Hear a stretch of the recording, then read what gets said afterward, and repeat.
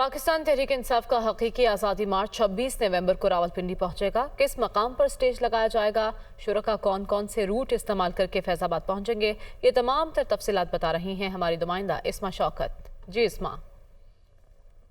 जी बिल्कुल, पाकिस्तान तहरीक इंसाफ का हकीकी आज़ादी मार्च 26 नवंबर को रावलपिंडी में दाखिल होगा और इस वक्त मैं फैजाबाद के मुकाम पे मौजूद हूँ और ये बताया जा रहा है कि मुमकिन तौर पर अगर पाकिस्तान तहरीक इंसाफ को इस्लामाबाद इंतज़ामिया की तरफ से इजाज़त मिल जाती है तो यहाँ पर धरना दिया जाएगा।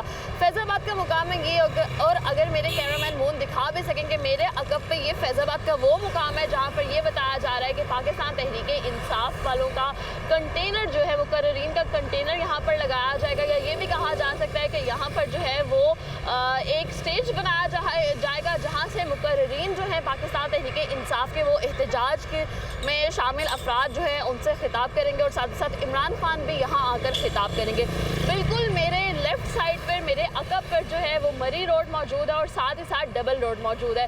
मरी रोड पे जो है रावलपिंडी से आने वाले काफिले जो है वो यहाँ फैजाबाद के मुकाम पर आके रुकेंगे और साथ ही साथ डबल रोड से जो जीटी रोड से आने वाले काफिले हैं वो यहाँ पर आके जो है वो रुकेंगे। जितने भी काफिले आएंगे वो इंटरलिंक करेंगे फैजाबाद के इस मुकाम को, यहाँ पर रुकेंगे और उसके बाद जो है एहतजाज में शामिल होंगे और इमरान खान जो खिताब करेंगे और बाकी मुकर्रीन जो खिताब करेंगे उनका खिताब सुनेंगे। तो अगर इजाज़त मिल जाती है तो फैजाबाद के मुकाम पर, इसी मुकाम पर खैमा बस्ती लगाई जाएगी। ये बताया जा रहा है कि 20,000 से ज़ायद अफराद जो हैं वो हकीकी आज़ादी मार्च का हिस्सा होंगे, जो यहाँ पर खैमा बस्ती लगाएंगे, यहाँ पर रुकेंगे और मुमकिन तौर पर ये कहा जा रहा है कि वो अपना धरना भी देंगे। जी।